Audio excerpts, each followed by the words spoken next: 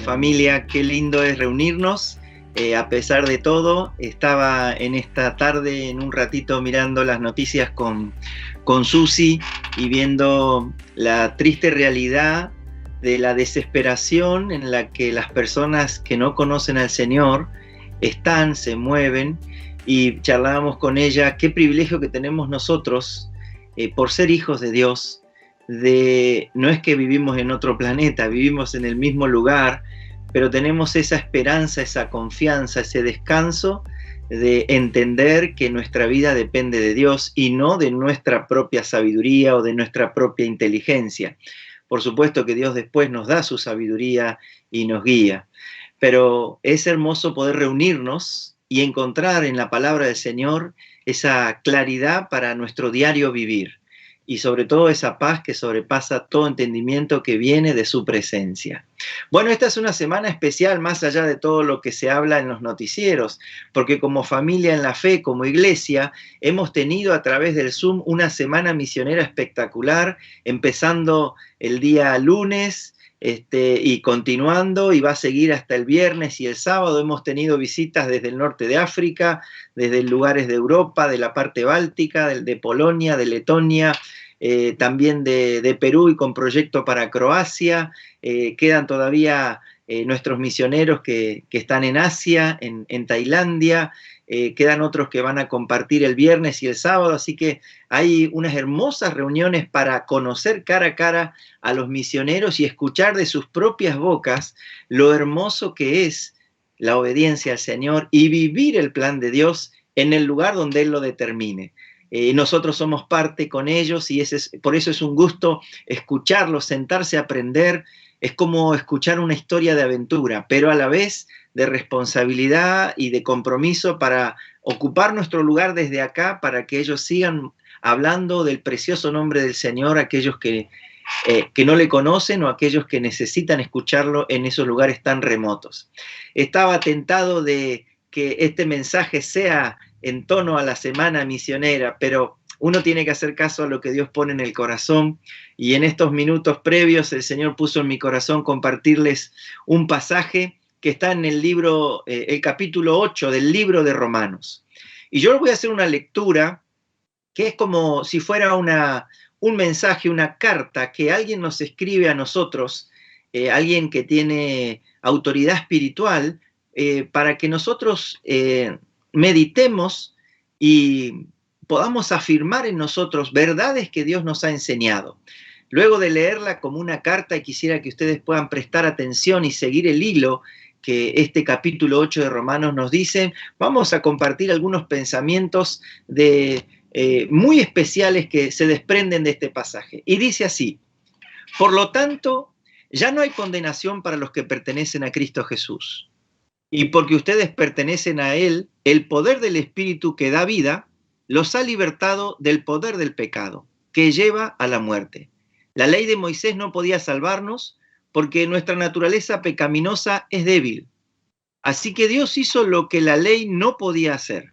Él envió a su propio Hijo en un cuerpo como el que nosotros, los pecadores, tenemos, y en ese cuerpo, mediante la entrega de su Hijo como sacrificio por nuestros pecados, Dios declaró el fin del dominio que el pecado tenía sobre nosotros.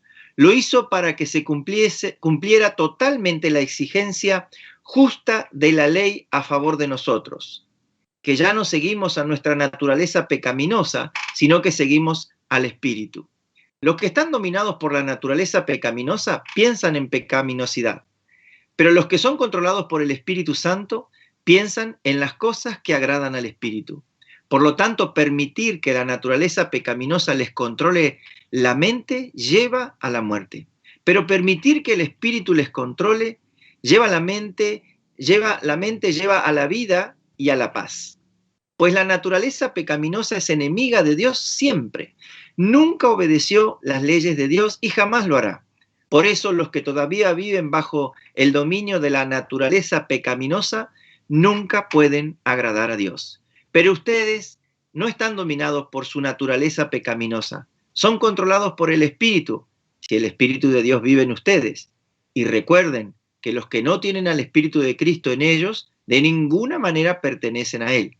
Y Cristo vive en ustedes. Entonces, aunque el cuerpo morirá por causa del pecado, el Espíritu les da vida, porque ustedes ya fueron hechos justos a los ojos de Dios. El Espíritu de Dios, quien levantó a Jesús de los muertos, vive en ustedes. Y así como Dios les levantó a Cristo Jesús de los muertos, les dará vida a sus cuerpos mortales mediante el mismo Espíritu que vive en ustedes. Por lo tanto, amados hermanos, no estáis obligados a hacer lo que su naturaleza pecaminosa los incita a hacer. Pues, si viven obedeciéndola, morirán. Pero si mediante el poder del Espíritu hacen morir las acciones de la naturaleza pecaminosa, vivirán. Pues todos los que son guiados por el Espíritu de Dios son hijos de Dios. Y ustedes no han recibido un espíritu que los esclavice al miedo. En cambio, recibieron el Espíritu de Dios cuando Él los adoptó como sus propios hijos. Ahora lo llamamos Abba Padre, pues su Espíritu se une a nuestro espíritu para confirmar que somos hijos de Dios. Así que como sus hijos, también somos sus herederos.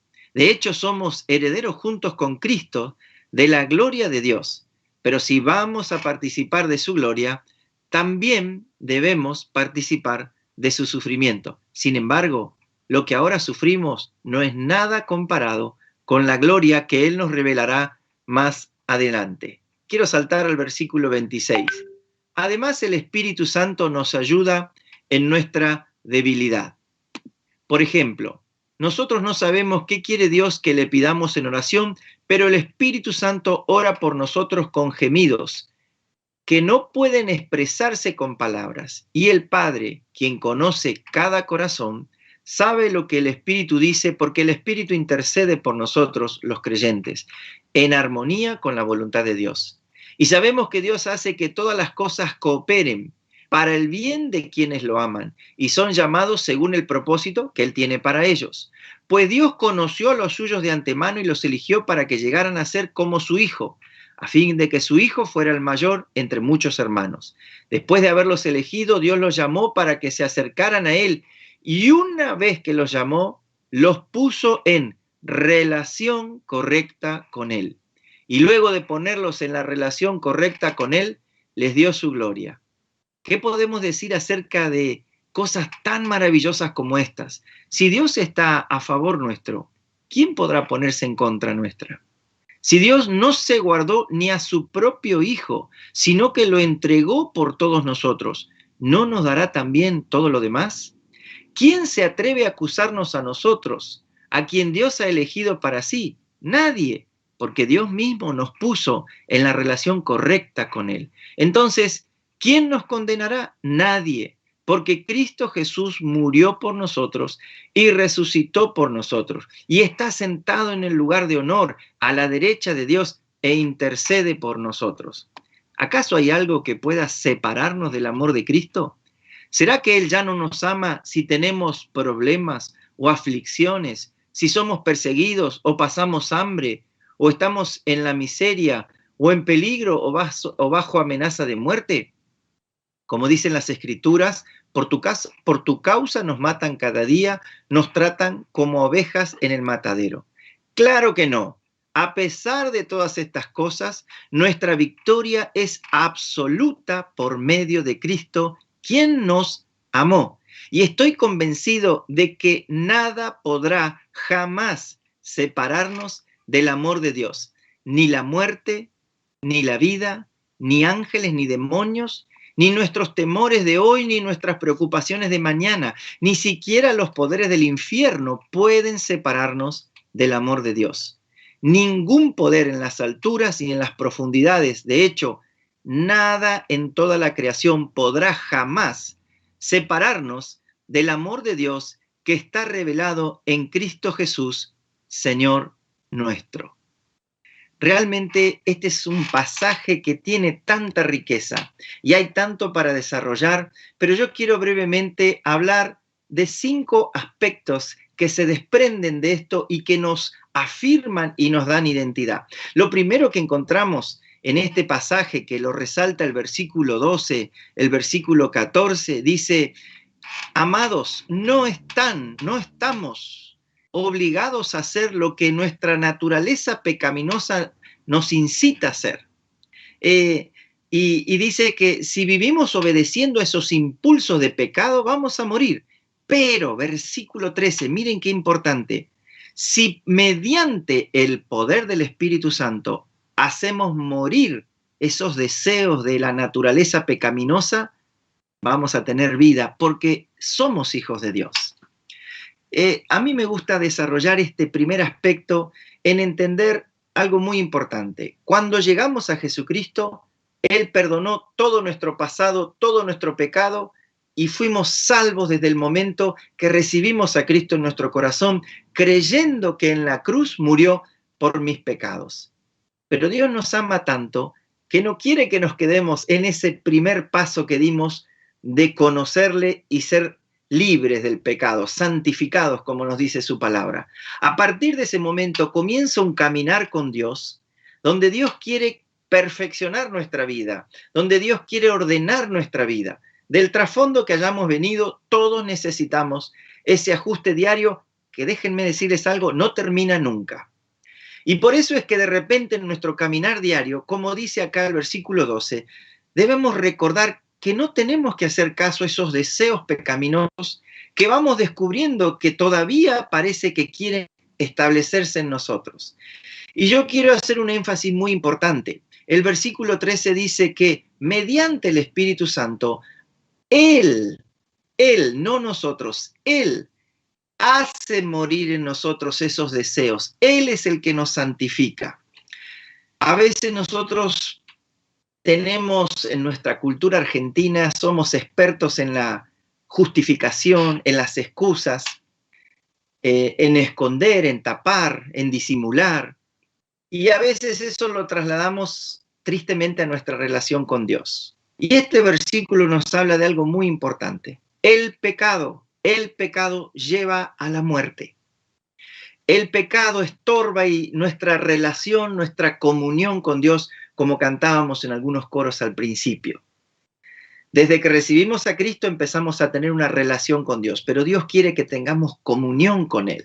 No una relación de domingo a domingo, de jueves a jueves, de cada tanto, una relación de comunión, de compartir. Pero el pecado estorba esa relación con Dios. Y déjame decirte, déjame recordarme, la sangre de Cristo limpia todo pecado. Todo pecado es suficiente. Pero déjame decirte que la sangre de Cristo no limpia excusas, no limpia justificaciones, no limpia lo oculto. De ahí la necesidad de que cada día yo venga al Señor y le diga, Señor, ordena mi caminar. Si hay algo que entorpece mi comunión contigo, mostrámelo y exponerme. Señor, versículo 13, yo no puedo en mis fuerzas, pero tu Espíritu sí puede. Entonces, la solución para el pecado es esa sangre preciosa de Cristo que nos habla este pasaje.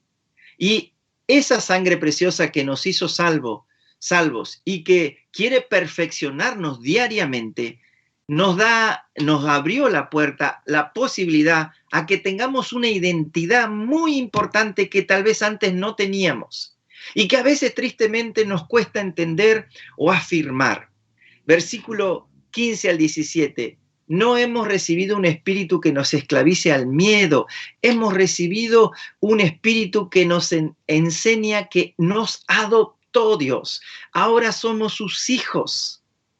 Esa es nuestra identidad principal, hijos de Dios. Y como hijos de Dios, en esa comunión que Él quiere desarrollar con nosotros, quiere que lleguemos a ser amigos. Yo tengo 2 hijas, y son hijas y no van a dejar nunca de ser mis hijas. Pero qué lindo es cuando tenemos una relación que trasciende a esa relación sanguínea y empezamos a tener una relación de amigos. Yo pienso en mi papá, en mi mamá. Con mi papá tuvimos una relación muy linda siempre. Mi papá fue el último en convertirse en mi casa cuando vivía en Neuquén, cuando vivía con ellos. Pero cuando mi papá se convirtió, además de ser mi padre, pasamos a ser hermanos en Cristo, pero hay algo que me maravilla y disfrutamos ahora hablándonos muchas veces por las redes, ahora somos amigos. Y qué linda es esa relación que tengo como con mi papá, de amigos, de reírnos, de hacer chistes, bromas, consejos. Nunca deja de ser mi papá, pero hay una relación de amigos. Entonces, yo soy hijo. Esa es mi identidad principal. Déjenme decirles algo que tal vez a veces nos puede confundir cuando llevamos mucho tiempo en el camino del Señor. No somos lo que hacemos. Es muy fácil confundirse ese aspecto que estoy diciendo. No somos la función que tenemos. No somos el puesto, el lugar que temporariamente Dios nos colocó para ser responsables y ministrar y llevar adelante un ministerio. Cuando yo corro todo lo que hago para Dios, queda lo que soy. Y eso es lo que Dios ama y lo que Dios más quiere. Esa es mi identidad principal. Yo soy su hijo, que de repente tengo esta función, tengo esta actividad, tengo esta responsabilidad, pero primero soy hijo para tener comunión con Dios. Eso por esa sangre que limpió todos mis pecados. No nos olvidemos este segundo aspecto tan importante que se desprende de este pasaje. Somos hijos y también tenemos funciones. Pero yo no dejo de ser un hijo de Dios si de repente cambia mi función y dejo o tengo que dejar la responsabilidad que tengo. No soy mi función, no soy mi título. Hoy hablaba con unos alumnos que les fue mal en un examen y estaban medio cabizbajo, y uno dijo, me sentí mal al principio, pero después me di cuenta que no me define la mala nota que me saqué, como tampoco nos define la buena nota que nos sacamos. Nos define nuestra relación con Dios cuando afirmamos que somos sus hijos por el sacrificio de Cristo. Ese es el espíritu que hemos recibido que nos lleva a decir Padre. Abba Padre era una expresión muy tierna, de como diciendo papá, papito. Era un clamor de un hijo dependiente totalmente de su padre.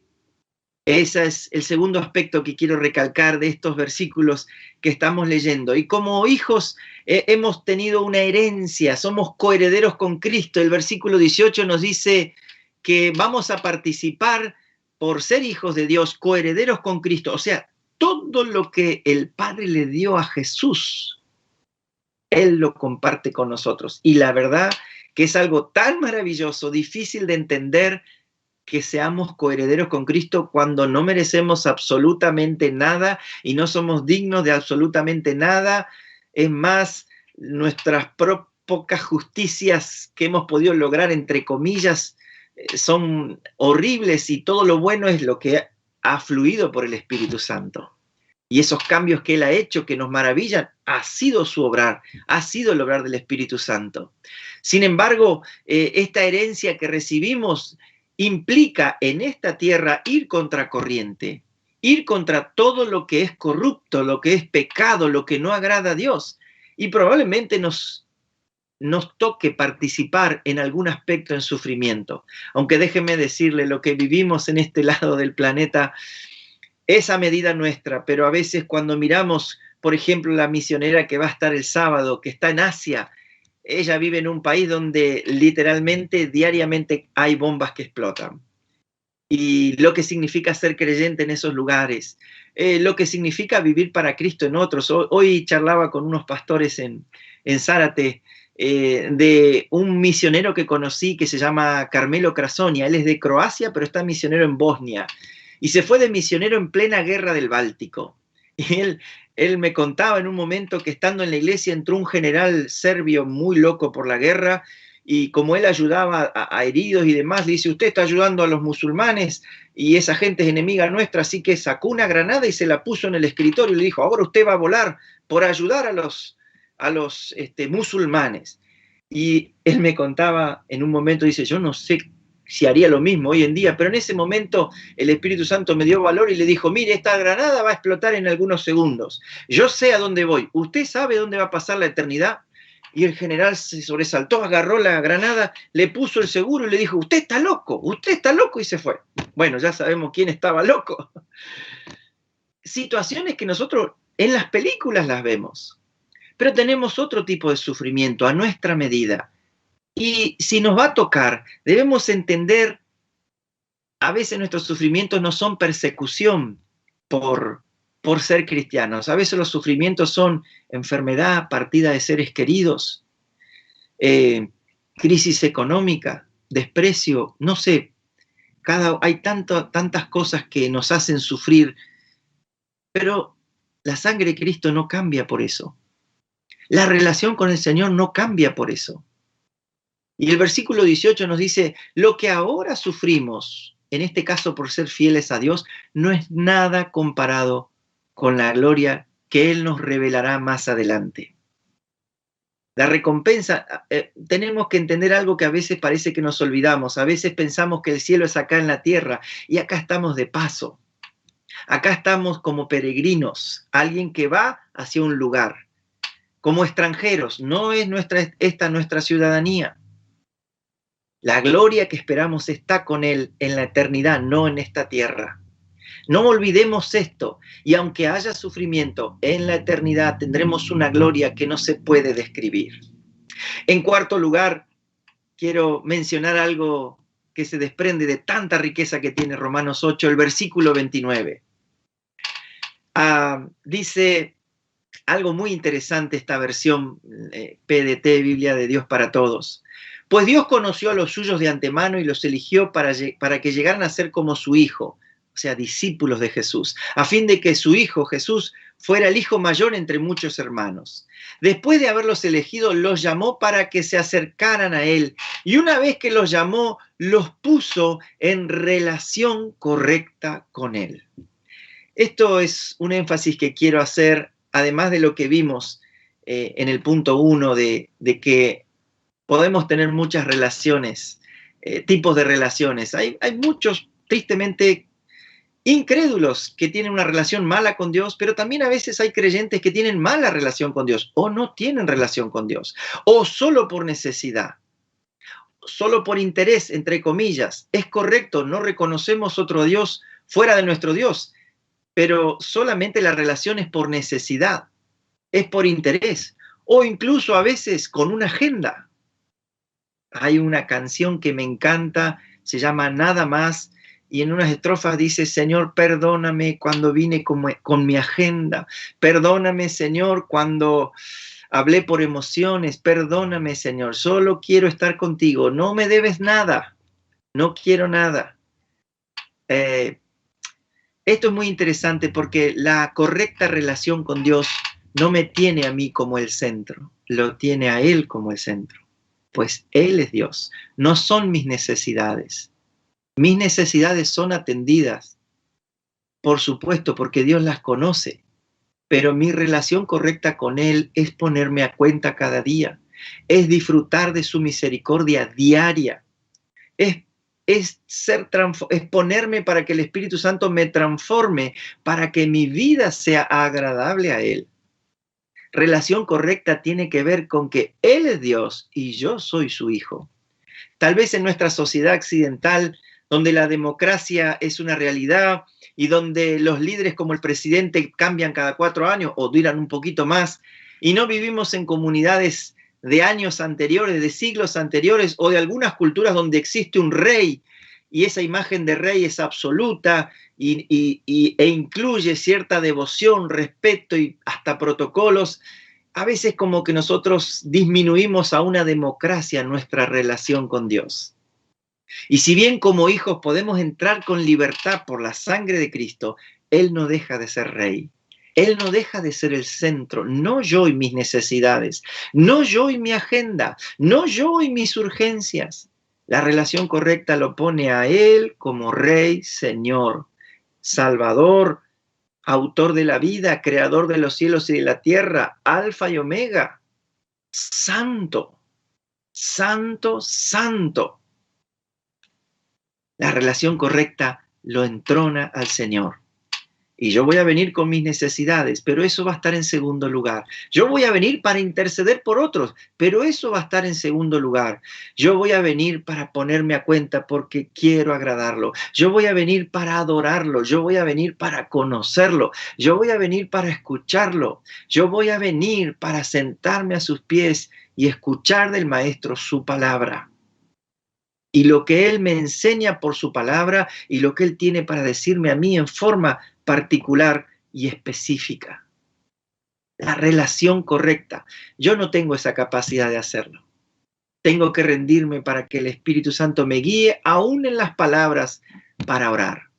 Necesito el auxilio del Espíritu Santo porque en mis fuerzas, en mi carne, en mi buen deseo de hacerlo, me voy a frustrar porque la carne nada produce bien, aunque sea bien intencionada. ¿Cuántas veces yo he corregido a mis hijas con toda la razón, pero en la carne, con el enojo? Y aunque yo decía la verdad y era correcto, el enojo bloqueó que mis hijas me escuchen y solo se sintieron maltratadas por un arranque de enojo, aunque tenía razón y era correcto. La carne, por más buena intención que tenga, produce líos. Pero mi reconocimiento de decir, Señor, acá está mi problema. Espíritu Santo, hace algo. Él es el que me santifica. Yo no puedo santificarme a mí mismo. Él es el que me hace competente por su Espíritu. Y la correcta relación con Él me centra en Él. Él es el centro y yo me acomodo. Él me cambia, Él me corrige. La correcta relación con Dios es maravillosa. No hay descripción para los momentos de comunión con Dios que vos y yo estamos invitados diariamente a tener. A mí me gusta decir, ustedes me han escuchado, los mates más ricos son los mates que tomo con Dios cada día. A la mañana principalmente en mi caso. Cada uno lo hace como quiere. Y por último, en la relación correcta con Dios, somos muy conscientes de esta maravilla. Versículo 31, ¿qué podemos decir de cosas tan maravillosas como esta? Nos perdonó. Su sangre está vigente para perfeccionarnos. Somos sus hijos. Esa es mi identidad. Haga lo que haga, nada cambia. Esto es lo principal. Soy su hijo. Él me ha hecho heredero con Cristo y aunque incluya sufrimientos en este peregrinar, no se comparan con la gloria que nos espera. Tengo la ayuda del Espíritu Santo, porque a veces no sé cómo pedir, pero Él me ayuda para tener esa relación correcta con Él. Miren, yo tengo muchos años de creyente, crecí en la iglesia, tengo muchos años como ministro, pero siento, especialmente en estos últimos 3 años y medio, casi 4, siento que tengo puesto el guardapolvo de jardín y me siento a aprender cosas tan simples, tan básicas, tan liberadoras, porque ahora he entendido que para Dios más importante soy yo que lo que hago, como su hijo. Y esto tiene que ver con desarrollar una relación correcta que me ayuda a ver una promesa. Cosas tan maravillosas, versículo 31 hasta el versículo 34. Si Dios está a favor de nosotros, ¿quién podrá ponerse en nuestra contra? Si Dios no se guardó ni a su propio Hijo, sino que lo entregó por todos nosotros, ¿no nos dará también todo lo demás? ¿Quién se atreve a acusarnos si estamos escondidos en Cristo? Nadie, porque Dios mismo nos puso en relación correcta con Él. Entonces, ¿quién nos condenará? Nadie, porque Cristo Jesús murió por nosotros y resucitó por nosotros y está sentado en el lugar de honor a la diestra de Dios e intercede por nosotros. Miren la promesa para este peregrinaje sobre esta tierra. Versículo 35. ¿Acaso hay algo que pueda separarnos del amor de Cristo? ¿Será que Él ya no nos ama si tenemos problemas o aflicciones? Si somos perseguidos o pasamos hambre, o estamos en la miseria o en peligro o bajo amenaza de muerte. Claro que no. A pesar de todas estas cosas, nuestra victoria es absoluta por medio de Cristo, quien nos amó. Y estoy convencido de que nada podrá separarnos del amor de Dios. Ni la muerte, ni la vida, ni ángeles, ni demonios, ni nuestros temores, ni nuestras preocupaciones de mañana, Ni siquiera los poderes del infierno pueden separarnos del amor de Dios. Ningún poder en las alturas ni en las profundidades. De hecho, nada en toda la creación podrá jamás separarnos del amor de Dios que está revelado en Cristo Jesús, Señor nuestro. Temores, preocupaciones. Uno de los momentos finales, cuando estaba estudiando en el Instituto Bíblico, en un devocional, creo que antes de una Santa Cena que se hacía al final de cada periodo, estábamos cantando y yo tenía muchos temores acerca del futuro, qué iba a ser, decisiones, y en ese momento el Espíritu Santo me dio una palabra y agarré mi Biblia y la anoté. Y puse, gracias Señor, porque los temores del futuro caen ante tu promesa de que tú estarás conmigo siempre. Siempre. Como hijos del Señor tenemos su promesa. Disfrutemos la correcta relación con el Señor, el privilegio que tenemos por el sacrificio de Cristo, no por mérito propio, por su sangre preciosa. Oremos que el Señor nos ayude y nos guíe. Señor amado, solo tu Espíritu puede ayudarnos en este proceso en el que estamos, en este peregrinaje en el cual andamos. Gracias por tu presencia. No permitas, Señor, que perdamos la riqueza de esa comunión contigo como tú lo has planeado. No una relación esporádica, una comunión diaria, preciosa, purificadora, transformadora, liberadora por tu Espíritu. Bendice a cada familia, Señor, de Avance, representada en los que están en esta transmisión. En el nombre precioso de Jesús oramos. Amén. Que el Señor nos continúe bendiciendo. Continuamos con la transmisión.